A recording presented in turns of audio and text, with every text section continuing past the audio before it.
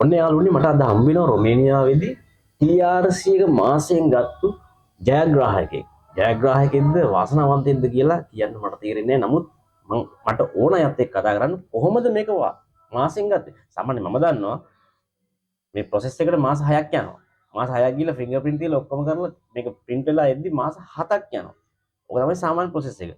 මාසෙකින් ගන්න නම් මොකක් හරි කූට ව්‍යාප්තියක් මෙයාගේ තියෙනවා. අපි අහලා බලමු මොකද්ද කරපු ජාවාරම කියලා යාගේ. සමීර රොමේනියාවට ආවේ කවදද? මම රුමේනියාවට ආවේ දෙසැම්බර් 13. දෙසැම්බර් 13 රොමේනියාවට එනවා. TRC එක අතර ගන්නේ කවදද? ජනවාරි 14 වෙනිදා මම TRC එක ගත්තා. දෙසැම්බර් 13 වෙලා ජනවාරි 10 TRC ගන්නවා. ඔව්. සමීර ඇයි ඔයා රොමේනියාවම තෝරගත්තේ? රුමේනියාව තෝරගත්ත කියලා කියන්නේ රුමේනියාව නෙමෙයි මගේ ඩ්‍රීම් කන්ට්‍රි එක. ඒක ඉතින් යම් කතාවක් තියෙන ඒ හරියදී. නමුත් මම පොඩක් මතක් කරන්නම්. මම ඇත්තටම මට ඕනකම තිබ්බේ නිව්සීලන්ත එක මගේ මාස්ටර් එක කම්ප්ලීට් කරගන්න. මම මේක try කරා.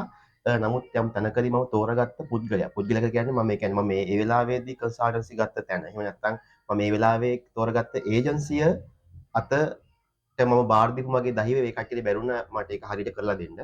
ඒ කියන්නේ ඒ කට්ටිය ඇත්තට මෙතන ෆේල් වුණා. සිල්ස් එකේ කට්ටිය ෆේල් වුණා. කියන්නේ අපි අපේ පැත්තෙන් උපරිම කරත් මූල්‍ය මේ පැත්තෙන් සහ මගේ අදාළ ඩොකියුමන්ට්ස් මම සබ්මිට් කරත් on time. නමුත් ඒ කට්ටියට ඒක හරියට කරගන්න බැරි වුණා. මොකද ඒ කට්ටියට ඕනකම තිබ්බේ මගේ වැඩේ සාර්ථක කර ගැනීමක් නෙමෙයි. ඊට එහා ගිහිල්ලා මූල්‍ය මේ පැත්තෙන් ඒ කට්ටියව සාර්ථක කර ගැනීම තමයි ඕනකම තිබ්බේ. ඒකත් එක්ක මම එතනදී මගේ නිව්සීලන්ත කියන ගමන සම්පූර්ණ ඩැමේජ් වෙලා ගියා. මොකද මම එතනදී මට ලොකු මුදලක් අරන් දුනා. ඉතින් මේ හැමදේත් එක්කම මට අවශ්‍යතාවය කරගන්න බැරි වුණා.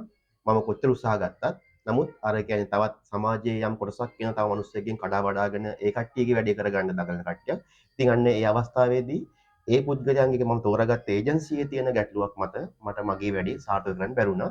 නමුත් මම අද තව තැනක් හරහා يعني ඩ්‍රීම් ෆ්ලයි එක හරහා මම රුමේනියාවට ආවා. මොකද ඒ වෙලාවේ මම රුමේනියාව තෝරාගත්තේ මට ඒ වෙලාවේ තිබ්බ මූල්‍යමය හැකියාව සහ මට යන්න පුළුවන් ගමන මම දැකපු හින්දා සහ වටිනාකමත් එක්කයි මම රුමේනියාව තෝරගත්තේ. අන්න ඒකයි මෙතනට එන්න හේතුව. සමීර නිව්සීලන්ත process එක හරහා ඔයාට අහිමි වෙච්ච දේවල් මොනවද?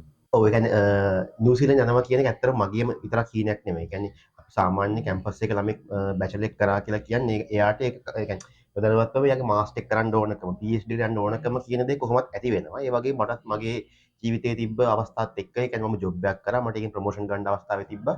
ඒවත් එක්ක සහ අපේ ෆැමිලි බෑග්ග්‍රවුන්ඩ් එක කියන්නේ අම්මලාගේ පැත්තෙන් තාත්තලාගේ පැත්තෙන් තම මාස්ටර්ස් කරපු කට්ටිය ඉන්නවා PhD කරපු කට්ටිය ඉන්නවා. මේ හැමදේමත් එක්ක මටත් ඕනකම තිබ්බා නිව්සීලන්ත ගිහිල්ලා මාස්ටර් එක කරගන්න. ඉතින් ඒක ඇත්තට මගේ හීනයක්. සහ ඊළඟට මගේ අම්මගේ තාත්තගේ හීනයක් වුණා. ඒ වගේම මගේ ෆැමිලි එකේ අනිත් කට්ටියගෙත් ඒක ලොකු හීනයක් වුණා. ඉතින් හැමෝම මට ෆයිනෑන්ෂියලි සපෝට් කරා. මට ගයිඩ් කරා. ඉතින් කොහොම නමුත් මම තෝරාගත්ත තැන ඒජන්සියත් එක්ක මට ඒ දේ සාර්ථක කරගන්න බැරි වුණා. ඒතරින් මම ගොඩක් ෆේල් වුණා. මම කියන්නේ අර කට්ටිය හින්දා මම ෆේල් වීමක් තමයි වුණේ. ඉතින් ඒකම හින්දායි මට අද ඒ ගමන නැති කරගෙන මේ තැනට එන්න අවස්ථාව හම්බුනේ. සමීර දැන් ඔයා නිව්සීලන්ත process එක ෆේල් වෙලා. නමුත් දැන් මෙහෙට ඇවිල්ලා මාසෙන් TRC එකක් තරම් තියෙනවා. කොහොමද මෙච්චර ඉක්මනට දේවල් කරන්න ඔයාගේ ඔළුව හදාගත්තේ? ඔව් ඇත්තටම කියන්නේ අපේ තිබ්බ මේන් ටාගට් එක කඩාගෙන වැටෙන පස්සේ ඉතින් අපි කොහොමද වැටෙනවා කියන එක සාමාන්‍ය දෙයක්. ඒක මම විතරක් නෙමෙයි මගේ පවුලේ කට්ටියට මේ ඩැමේජ් එක උපරිම කාලයක් තිබ්බා. සහ ඒත් එක්කම මම කියන්නේ මම මගේ අත්‍යවශ්‍යම දේවල් කරගන්න ඕනකමක් තිබ්බා. කියන්නේ මගේ මාස්ටර් එක කරගන්න. ඒත් එක්ක මම මගේ රට කියන්නේ පිටරටින් යාළුවෙක් කරා යත් මම මගේ ඉගෙන ගත්ත ඩිග්‍රී එක කම්ප්ලීට් කරපු ජොබ් එකක් කරපු යාළුවෙක් කරා මම සර්ව හඳුනාගත්තා ඩ්‍රීම් ෆයි ආයතනයේ. ඉතින් මම සර්ට මුලින්ම කතා කරලා කියන්නේ මට මගේ අවස්ථාවේ මාස්ටර් එක කරගන්න එක සහ මම කොහෙටද මයිග්‍රේට් වෙන්නේ කියන දේ මම සර්ත් එක්ක කතා කරගත්තා. ඒකෙදි මුලින්ම ඒ කියන්නේ සර් මට ඩිරෙක්ට් කිව්වේ නෑ එහෙනම් දරුවා අපි ගාවට එන්න රෙජිස්ටර් වෙන්න. මේ මෙහෙම මට එහෙම දෙයකට සර් මුලින්ම කතා කරේ නැහැ.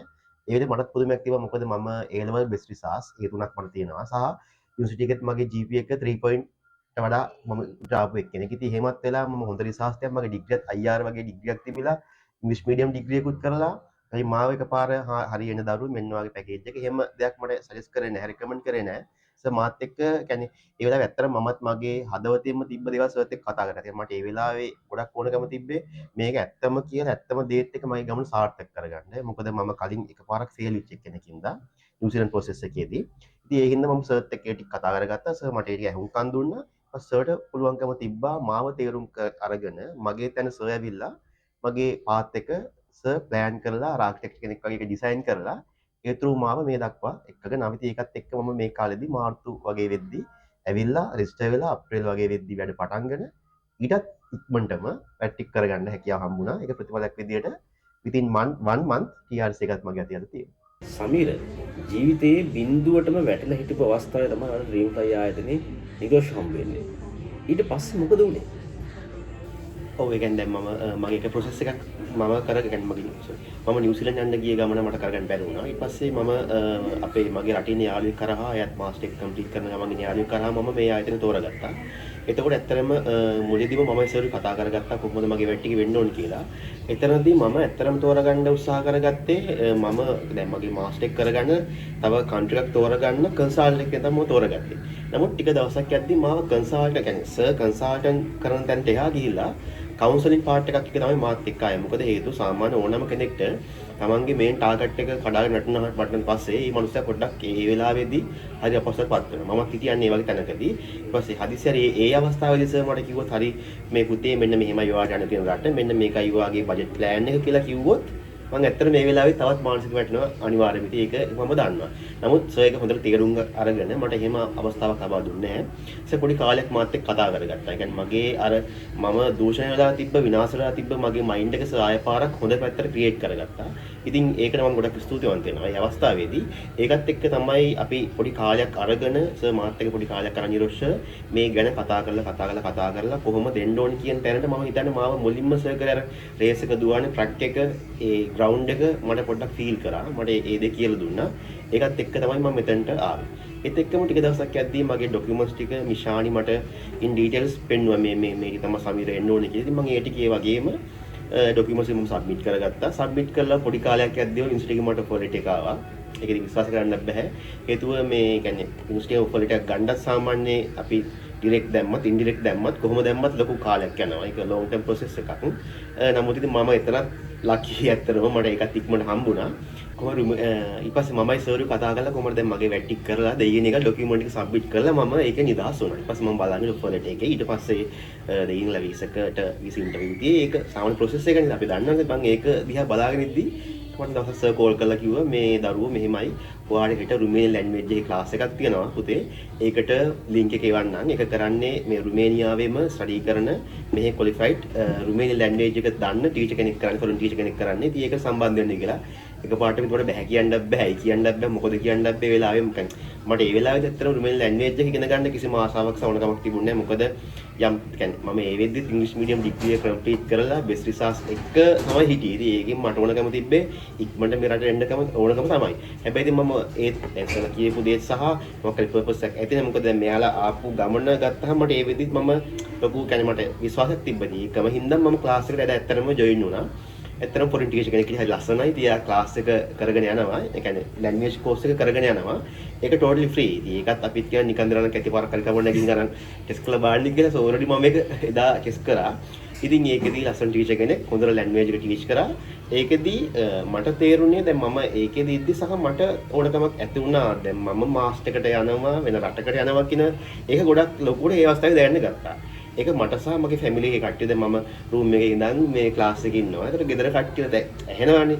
ඒ කට්ටියන මොකද්ද ඔය ලැන්ග්වේජ් එක? ඕක මොකද්ද? එහෙම කියලා ඒ කට්ටියත් මාත් එක්ක කතා කරලා අපිත් hina වෙනවා. පොඩි වචන අල්ලන් ඒවත් එක්ක කතා කරගන්න. හැබැයි ඒකේ හොඳම අවස්ථාව එදා ක්ලාස් එකට මම ගියපු එකේ chance එක මම ගත්තේ වීසි ඉන්ටර්විව් එකේදී.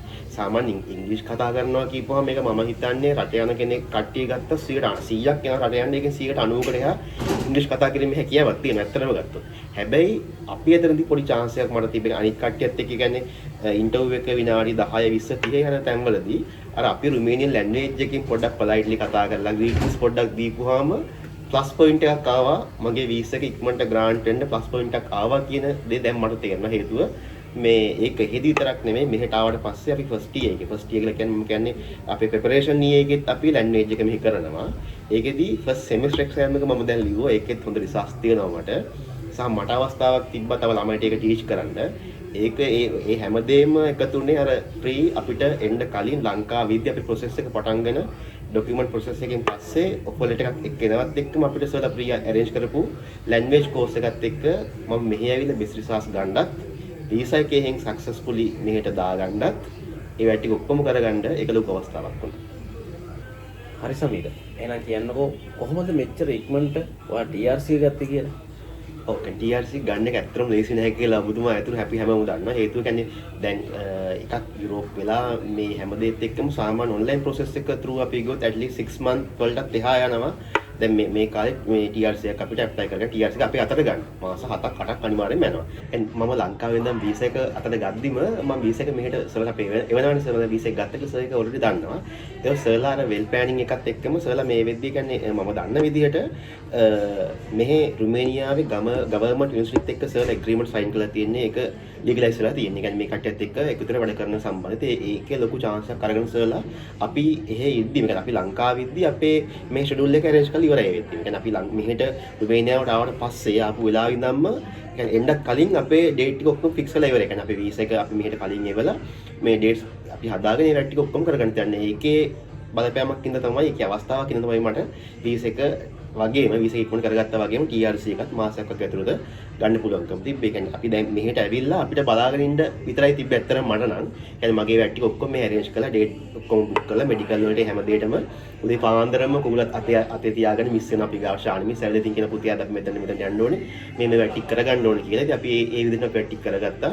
ඒ වෙද්දී අනිත් කට්ටිය කියන්නේ වෙන කට්ටිය පෙන්ඩින් ඉන්නවා. කියන්නේ යුනිවර්සිටි එකෙන් ඕන දේවල් කරගන්න පොඩ්ඩක් ඒ කට්ටිය අපහසු වෙනවා. උදාහරණ මෙඩිකල් එක ගන්න එකේ ડોකියුමන්ට් එක කලෙක්ට් කරගන්න එකේදී තව කට්ටිය ඒ කියන්නේ පෙන්ඩින් වේටින් ඉද්දී අපිට පොඩි chance එකක් තිබ්බා. ඇත්තටම සර්ලාගේ අර ඇග්‍රීමන්ට් through අපිට ඒ අවස්ථාව තිබ්බා. අපි ඉක්මනට ඒ වගේ තැන්වලින් pop up වෙලා ඩ්‍රීම් ට්‍රයි එක through ආවා කියන ඒ අයිඩියා එකේ කට්ටිය දන්නවා. ඉතින් අපි ඒකත් එක්ක අපේ වැටි ඉක්මන කරගත්තා. يعني එහෙම නැත්තම් මම ඉතින් සාමාන්‍ය මාස 6ක් 7ක් වගේ වෙනකල් අර බොයිල් වෙවි බලාගෙන තිබ්බා TRC එක තාම නැහැ නේ කියලා. නමුත් ඉතින් මට වැටි එක ඉක්මන කරගන්න හම්බුණා. ඩ්‍රීම් ෆ්ලයි එකේ ගයිඩ් තිබ්බ හින්දා. අමීර ඔයා දන්නවද දැන් ඔයාට රටවල් කීයකට යන්න පුළුවන්ද කියලා මේ TRC එකේ? ඔව් TRC ලබා ගත්ත එකෙන් chance එක තියෙනවා රටවල් 29කට යන සෙනගල් countries වලට. ඊට එහා ගිහලා යුරෝපියන් කියන්නේ යුනියන් එකත් එක්ක සූන් එකත් එක්ක එකතුලා ඉන්න රටවල් බර ගානකට යන්න ස්ටඩි කරන්න සහ වර්ක් කරන්න chance එක තියෙනවා. ඉතින් අපි ඒකේ ඇත්තට මිය කතා කරලා හේතුව අපිට සෙලා පොඩුන් දුන්න අපේ ලයිෆ් ටයිම් එකත් එක්කම අපිත් එක්ක ඉඳලා අපිට ඕනේ කියන්නේ এডুকেෂන් පැත්ත මේ දේවල් එක කරගන්න ලීගල් පැත්ත අපිට කන්සල්ටන්සි කරනවා. ඉතින් ඒකත් එක්ක අපි සෙෂන් එකක් දාගත්ත සර්ට් එක මම දාගෙන මම ප්ලෑන් කරගත්තා මම මාස්ටර් එක කොහොමද කම්ප්ලීට් කරන්නේ මොන සබ්ජෙක්ට්ද මම ආයෙ පාරක් තෝරගන්නේ සහ මොන ඉන්ස්ටිටියුට් එකකද මම වැඩ කරගන්නේ ලැන්ග්වේජ් මොනවාද මම කරන්නේ ඉංග්‍රීසි මීඩියම් එක තව ඒවත් එක්ක කතා කරගෙන ඉතින් මේ වැඩ ඔක්කොම ෆයිනලයිස් කරගත්තා. ඒකත් එක්කම සර් බජට් ප්ලෑන් එකෙන් අපි මෙහෙ earn කරනවා තව ටික දවසකින් මම සැලරියක් තාම ගත්තේ නැහැ. ඉතින් ලබන මාසෙන්ද මම සැලරි ගත්තාම ඒක කොහොමද මම මේන්ටේන් කරන්නේ කොහොමද ඊපස්සේ මගේ කියන්නේ ඊළඟ වැඩවලට ඒවා යොදවන්නේ ඉතින් මේ හැම දෙයක්ම අපි කට්ටිය සාකච්ඡා කරගත්තා. ඒවත් එක්ක ඉතින් ලොකු ගමනක් යන්න බලාපොරොත්තු වෙන්නේ.